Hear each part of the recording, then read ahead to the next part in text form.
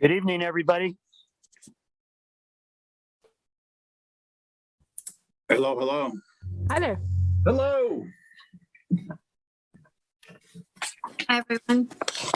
Hi, Leslie. Leslie.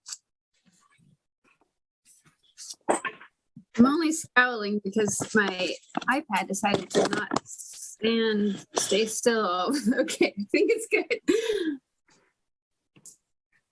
Good to see you all. Looks like we have a good crew here.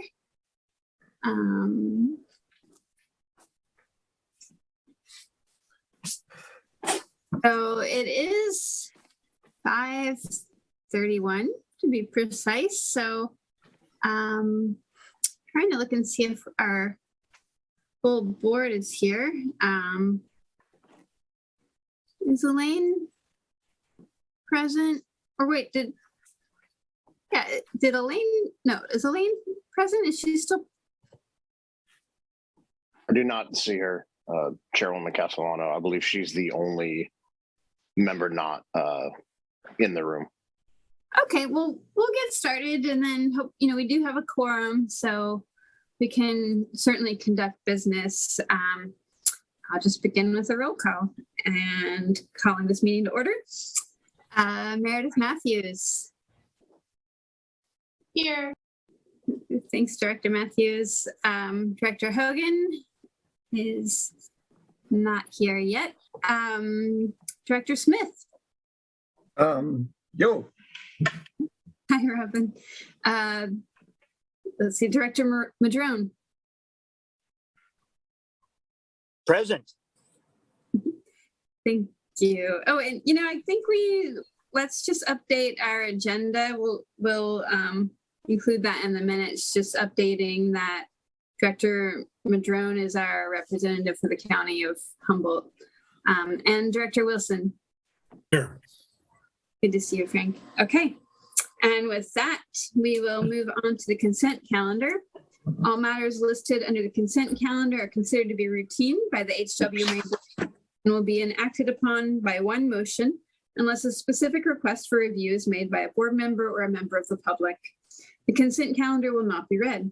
There will be no separate discussion of these items unless pulled for discussion. We have two items on the consent calendar: approving the minutes.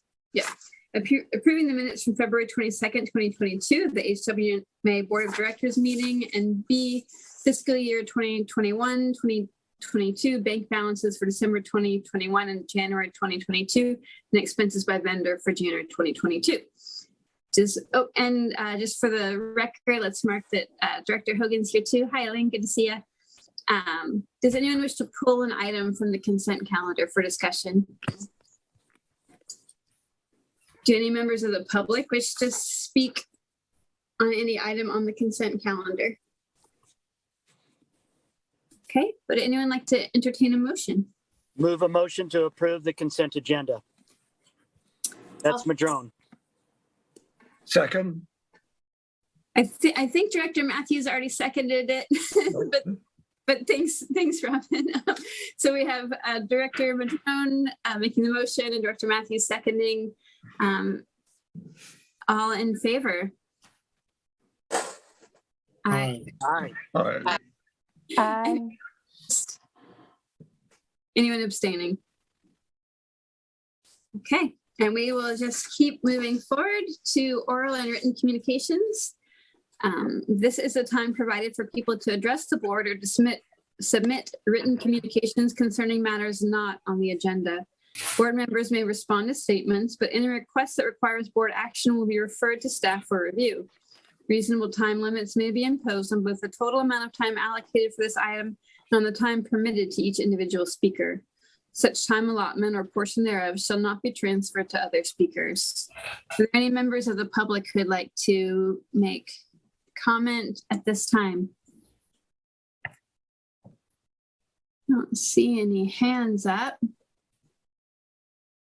Okay, Director Fuller, has anyone reached out with oral or written communication?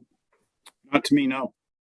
Okay, all right, then we will close public comment and move on to item number 4. Receive the fiscal year 2021 audit presentation by Joseph Arch of JJ ACPA Independent Auditor. Joseph, you're on. Okay, thanks, Peter. Hello. My video for some reason is not working as well. Let me see if this will work. Okay, there we go. Okay, so presented are the audited financial statements for June 30, 2021. The differences between this year and the prior year are the current year doesn't show a management discussion analysis, primarily because of the change in the staff. So, you can't really talk about what you haven't been present for. So, and the audit opinion is still, it's an unmodified audit opinion, basically a clean opinion. No real changes from year to year in the accounting and the presentation from the prior year. The management letter, the communications letter that's in the back of your packet, starting on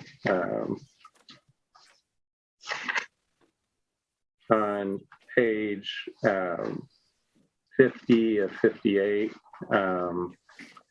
that shows that we didn't have any comments regarding the control procedures or anything, or any findings. The prior year finding was with regard to the not meeting the debt covenant, which was restated in the current year financial statements to show that the covenant restriction was actually met in the prior year. And in the current year, when you refunded the debt, there was a new debt covenant calculation that needed to be done. And that's the reason why you probably didn't meet it in the prior year. So, so that was essentially the finding was resolved, and going forward, the new calculation will be used to identify whether or not that covenant restriction is met. So, with that's kind of my presentation. If anybody has any questions, I'm here to respond.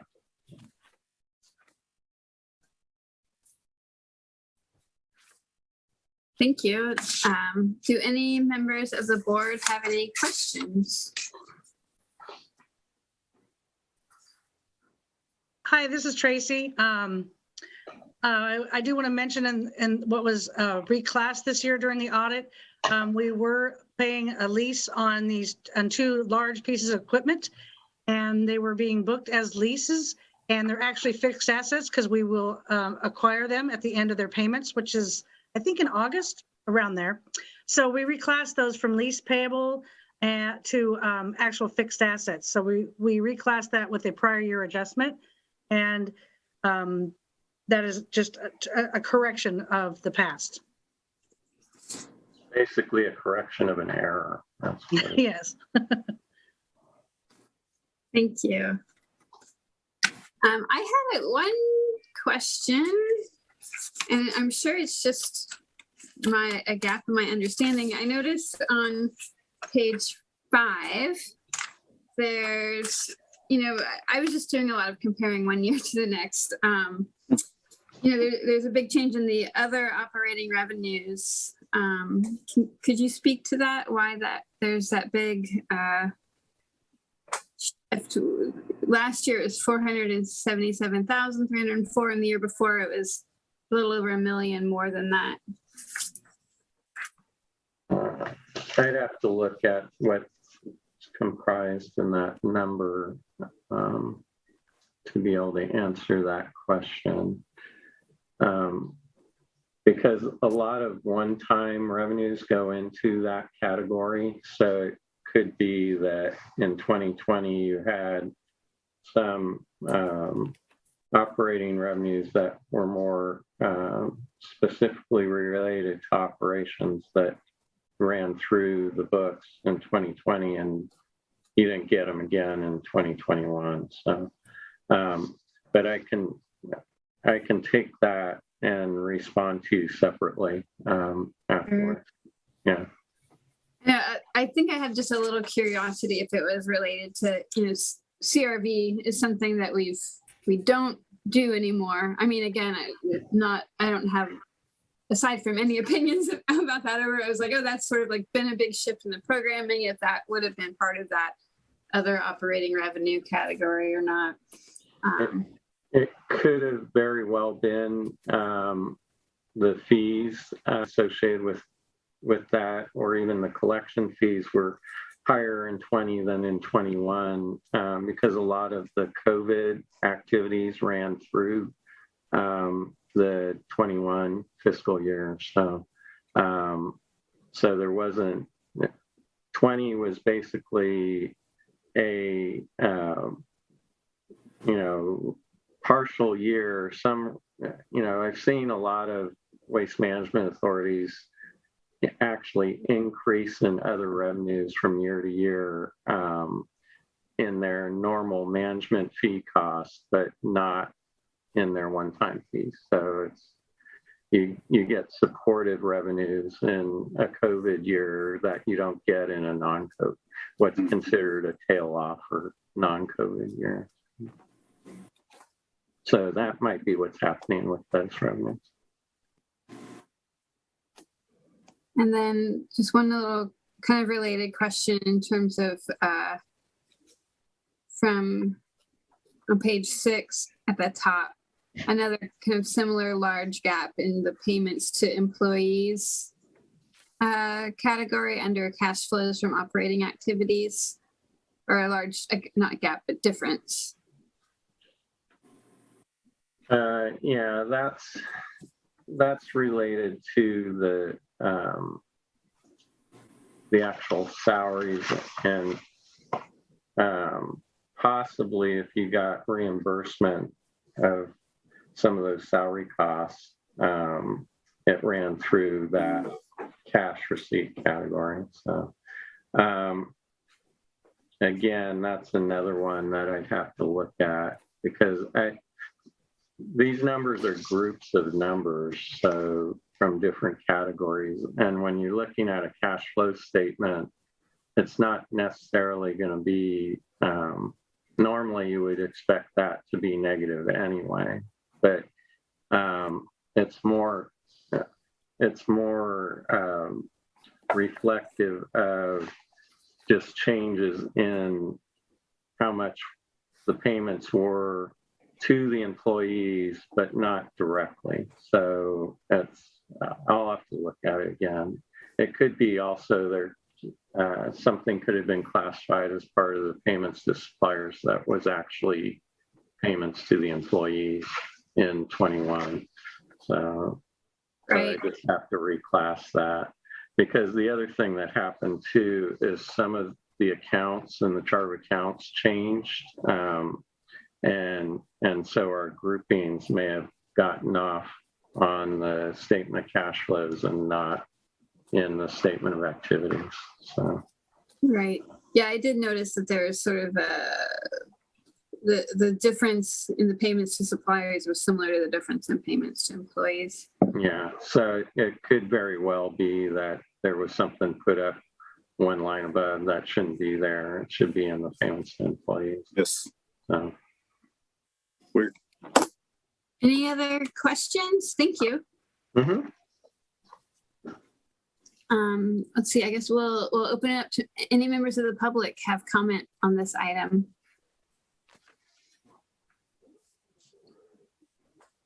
Okay, seeing none, we'll close public comment and bring it back to the board.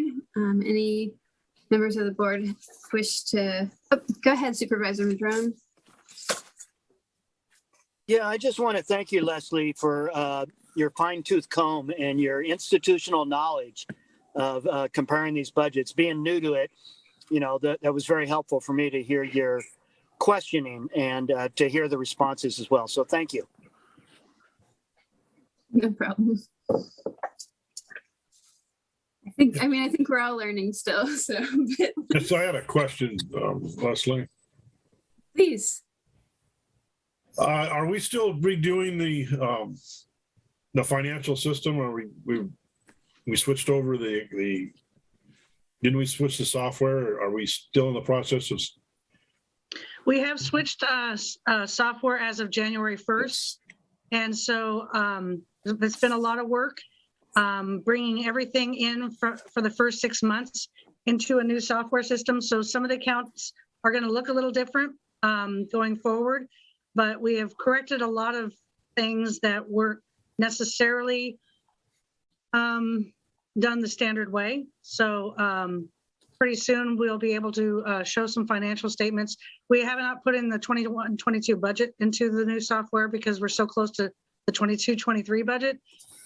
Yes. But yes, as of January 1st. And then what's great about that is we're able to capture all of the W-2 information for the employees out of one system. So that's going to be great. Next year's audit is going to be, again, a challenge because half the detailed information is in one system and the other half Right. will be the other. Right. So, Thank you. Thank you. Any other questions or comments from the board? Okay, would anyone like to entertain a motion? Or do we need to make a motion to receive this, or is it just, we need to formalize that. All right, Move to approve acceptance of the report.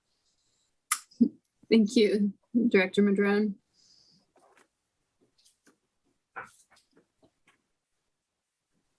I can second that. Thanks, Director Matthews. Okay, all in favor? Aye. Anyone opposed? Anyone abstaining? Motion passes unanimously.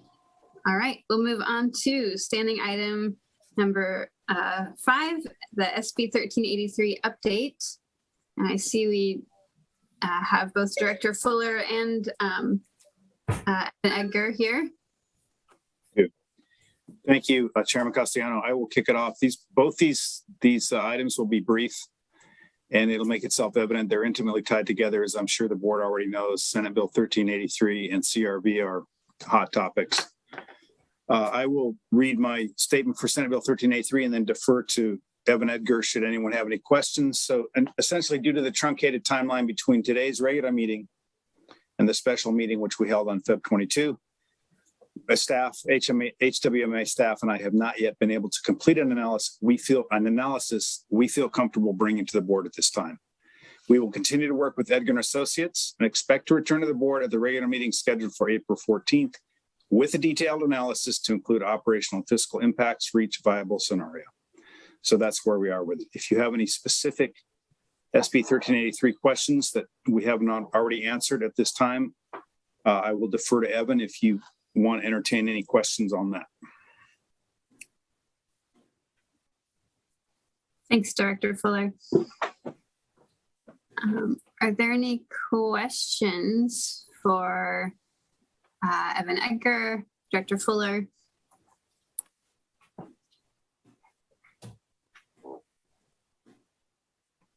Okay.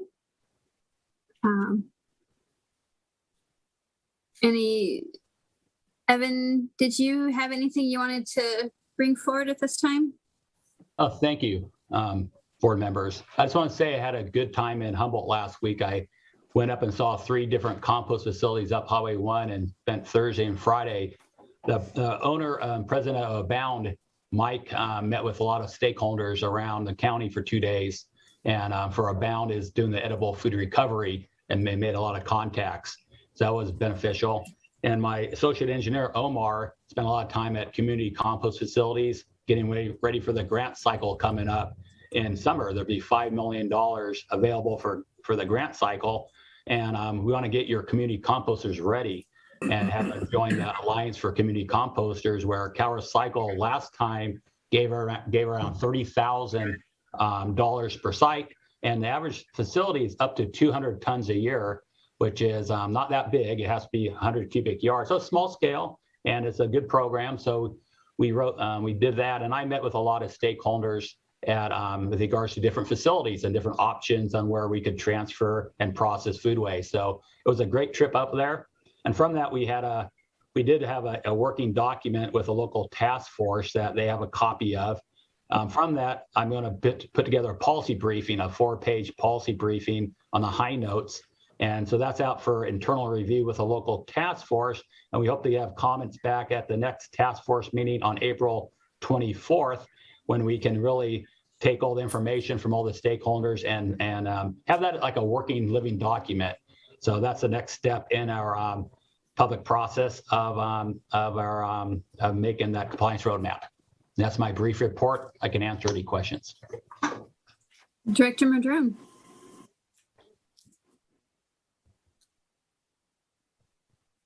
There we go. Getting the old mute button down. Hey, Evan, thank you for the report. I was thinking over the last couple of weeks after our last board meeting and our discussion about composting, that we're sitting here in Humboldt on this incredible opportunity to actually add an element to HWMA that is a cash input, literally a net profit opportunity for HWMA. And that is around creating our own composting systems in Humboldt that not only would take all of this green waste that's shredded along with grass clippings and along with all of our organic food waste, but combining that with all the fish waste from the Nordic aqua farms. They are going to have a massive amount of fish waste that they're currently proposing to just outfall into the ocean, which has its own potential impacts. And I'm just thinking, what an incredible opportunity for Humboldt to take all that fish waste, all of our organics, all of our shredded green waste, and make a fertilizer product that will supply all of our cities and county parks and could be an export item out of the county, literally as a prime A-grade fertilizer product. So I would love it if we could maybe get a grant to study the feasibility analysis of that as an initial step.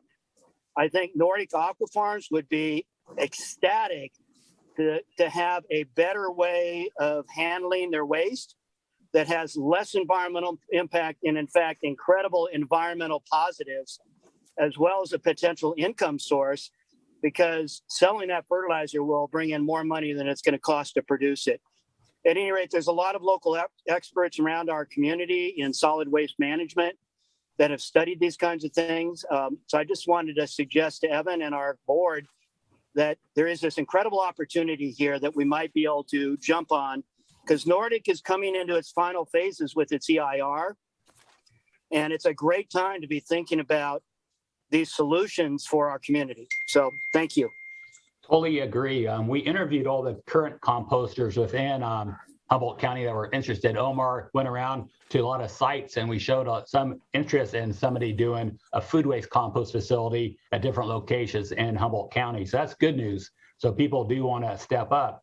And we've been working with Nordic from day one on the first scoping meeting, and they have a lot of good ideas. And working with Recology, Linda Wise, we actually had a phone call last week whereby some of that food waste that you produce can turn into fish food through soldier fly technologies, where with a larvae is then screened out and dried from the soldier flies, and their biosolids is frass, which is a good compost product. So I don't think Nordic is going to dump anything in the ocean. They had plans to handle it responsibly, but they're definitely going to have opportunities within Humboldt County to make fish food out of your food waste. That's definitely a circular economy. So that's on the table, and definitely you have a lot of good players and smart people up in Humboldt that we're going to keep food waste in Humboldt County with a circular economy. So we loud and clear, and inside of the draft compliance roadmap, those options are mentioned. Very cool. So I'm curious, a little curious about, that's all very exciting stuff. But related to this is, it's just how are the, it sounds like there's conversations happening between stakeholders. I would just hate for some stakeholder to be kind of left out of the loop or something like that. How are those meetings being organized? Are there, is there enough kind of outreach around this that we have all of the stakeholders at the table, or will there be a future process about this? Oh, definitely. Right now it's in the hands of the local task force. So we met last Thursday afternoon, and Robin's doing a great job on getting all the cities. It was a great meeting, 2.5 hours, and we went through first the administrative process of getting immediate compliance. We want near term, medium term, and long term. So we spent a lot of time on the near term on just getting the grants, getting the deferral for a year with SB 619 to have a 1-year extension without penalties. We have a workshop on the ordinance coming up on March 31st. So we have all the different, we have a model ordinance out. So we spent some time there. And right now the local task force has the entire document in their hands, and they're treating it as a working document internally and getting their arms wrapped around it. There's so many moving parts to 1383. So it was a very productive meeting. After I came up in January and spent 2 months doing my homework. And so when I released this report in early March, it's 70 pages with good appendices. And another administrative deadline is April 1, where you have to do an initial jurisdictional compliance report to Tower Cycle on the status of the ordinance, who are the waste generators, who's responsible. So there was a lot of things early on we had to play catch up on, and we did that. And then we have the near term plan is trying to find options on facilities for food waste in the near term and how to transfer it and process it. And then we have the long term when we keep everything after 2027 or sooner in county. One of the things that Tom Matson said at the county for the county was there's some good industrial zoning out next to Samoa between Ecology and Nordic and the Home Biomass Plant. There's a lot of, I looked at the zoning code, and there's good opportunities out there that could really save a lot of time on siting and a lot of time on permitting by having that zoning. So I'm looking deeper into that. So comments are going back to the authority on this working document in a couple weeks. And then in mid-April, then I'm going to present all their comments back on the next local task force meeting scheduled for April 24th. So I think the local task force is all your city staffers are doing great jobs. Thank you, Eric. Chairwoman Castellano, just as a clarification, the LTF did not meet last week. So that was staff from participating jurisdictions. So I want to make that very clear that there was not an LTF meeting last week. It was a meeting from participating jurisdictions, and all it was just their staff meeting. As far as the education outreach stuff, HWMA obviously is intrinsically tied in the community with a lot of these folks. We deal with them, but we also make sure that when we set these meetings, we reach out to each individual jurisdiction and request that if they think of anybody that would be interested in a public meeting or a webinar or a Zoomer that Edgar puts on, that they invite those possible stakeholders. So the food waste was the edible food recovery Zoom webinar that we did with Evan Edgar last month is a perfect example. We reached out to a lot of the food banks, Food for People, and we also had each participating jurisdiction's representative reach out to potential stakeholders inside their jurisdictions in case we didn't get the full list of everybody. That's great. And I know you said April 24th, there's a LTF local task force meeting. What time is that one at in April? I think Robin scheduled it for, I'm not sure. I can find, we'll find out. We have a meeting between now and then, I think. And then oh, hey, Robin. I have my calendar pulled up right here. It is April 25th at 11 a.m. over Zoom. Correct. And who's allowed to come to that? Is that open to the public? Yep, it is a public meeting. Anybody can attend and participate during public comment. So if anybody needs access to that, eurekarecycles.com is where we post all the information, usually at least 72 hours beforehand, so the week leading up to. Also, if you want to send any special requests, we can send that directly to folks. So whatever works best for everybody. Great, thank you. Thank you. And then I would just say, I'm very excited that all these meetings are happening. One thing, y'all should know your politically minded representatives really like to advertise stuff, like if they're a stakeholder, like put the word out. So, if there are these meetings, like for the edible food recovery folks, that could be something. We may not all want to like do a blast for it, but if there are things or like a little visuals we can share, things like that, please do pass them on just so that we can help get the word out if that's desired. Any other questions? For updates, I don't think we necessarily do public comment, but we can,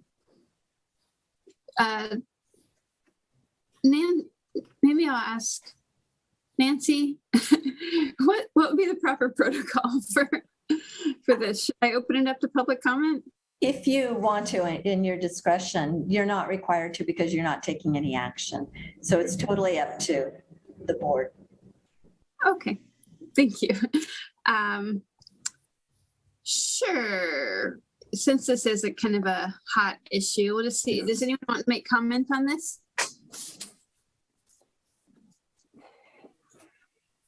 Okay, seeing that, we'll carry on. Okay, anything else on standing item SB 1383?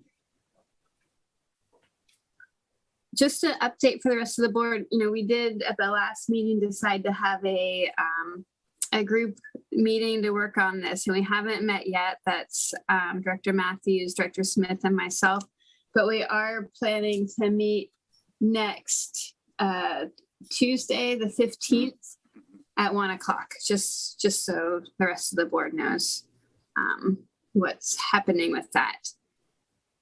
And with that, we'll move on to standing items. Oh, Leslie, I had a comment, Leslie. Yes, please. Well, first of all, I just wanted to echo what both you and Supervisor Madrone said. I do think there's a lot of potential to coordinate with Nordic Aqua Farms, and I also wanted us to recall as a board that in October we did approve a letter of support for that special infrastructure financing district in Samoa that was briefly mentioned earlier, with kind of our eye on it for being a potential site for an organic composting facility. So I just wanted to recall everyone's memory on that.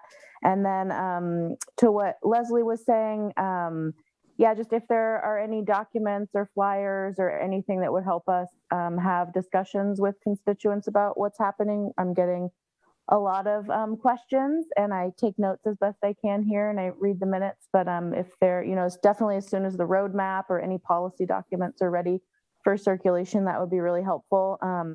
As part of my job with the county, totally separate hat, I'm a member of the Humboldt Food Policy Council, and that is another realm where people have a lot of questions. There are, the Food for People is represented there, as well as North Coast Growers Association that represents a lot of our local farmers. Cal Poly Humboldt is represented, and a lot of other agencies that have an interest in this topic. And so, anything helpful that I could share with some of the other groups that I'm involved in would be great. So we appreciate that. Thank you.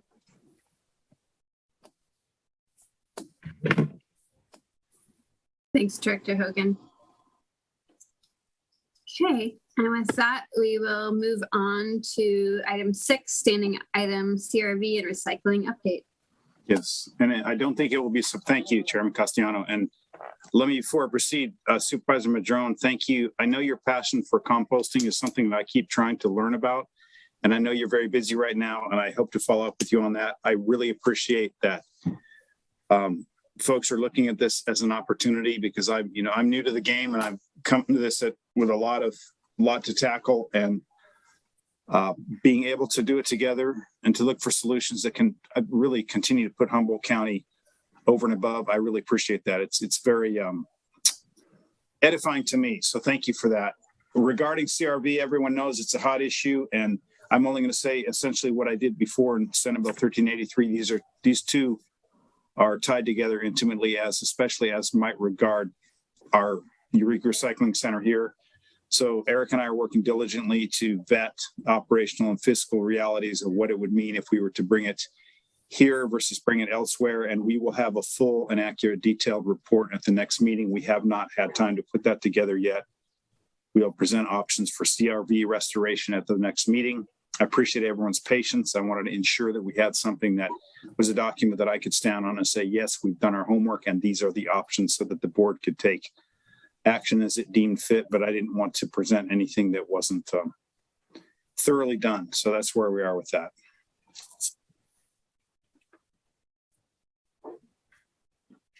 Thank you.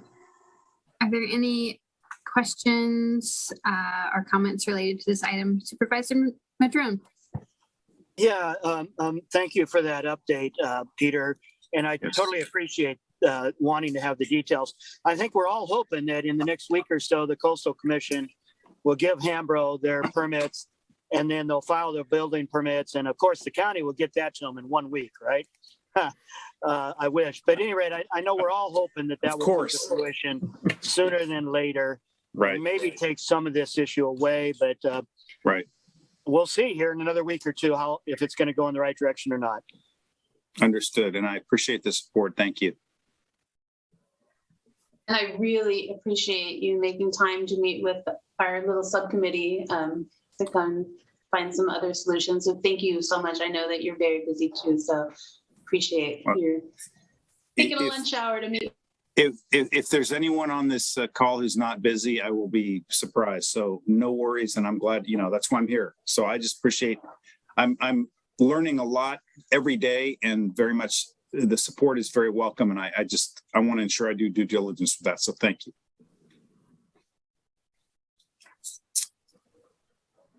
Any other comments around this item from the board? Okay. Any members of the public wish to speak on this? Okay, seeing that, we will keep moving to standing. Wow, we're just flying through. Standing item number 7, board member reports. Do any members of the board wish to make a report at this time?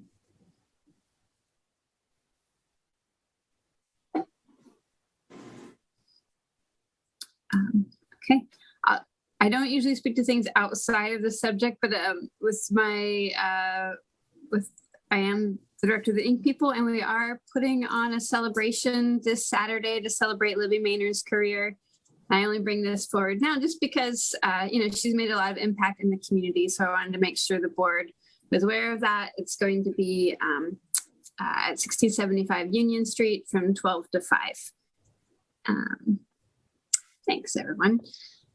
Okay, and with that, I don't think, it didn't look like anyone else had anything, their hands raised. We'll move on to the Executive Director's Report. I turn it over to you, Director Fuller. Executive Director's Report is essentially what I already talked about regarding 1383 and CRB. And also we are, of course, in the middle of transitioning software over, as Tracy mentioned, and doing the budget. So all that's going to hit in April. We're kind of in the perfect storm of all of those things. Other than that, I don't have a report other than to say that's what we're spending our time on right now. I will say this. I do look forward to face-to-face meetings, maybe just because I'm 100 years older than everybody else on this call, but I'm an old-fashioned guy, and Zoom is great, but when it doesn't work, you might sense I get nervous about it. So that's me, not you. I hope COVID's going away. So that's now on the record. Well, maybe that's something, thank you, Director Fuller. Our meetings used to take place at Eureka City Hall, and we are set up there for hybrid meetings where people could choose to be in on Zoom.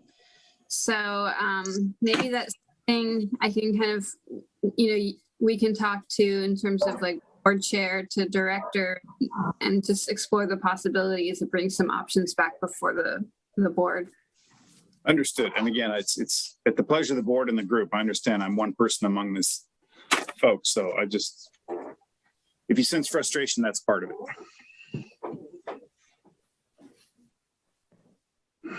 it. You cover your frustration well. I didn't. You seem just fine. The other thing is I'm a morning guy, not a night guy. So at the end of the day, when I've done a whole lot of work, I'm not my best self in the evening, but oh well. Here to serve like you all. So grateful for the opportunity. Thank you. Well, we'll come back with some options. Thank you. Yeah. Whatever works. I get it. From a Eureka City Council perspective, the hybrid meetings have been working quite well, where many of us are in council chambers, but people, it still gives people the option. I know folks who live further away may enjoy being able to Zoom in. So, it seems like there could be some things that, just create different options for people. Okay. And with that, we have just blasted through this meeting, and we will adjourn the meeting for the night. Thank you, everyone. Thank you. Thanks. I'm not used to quick meetings. I know.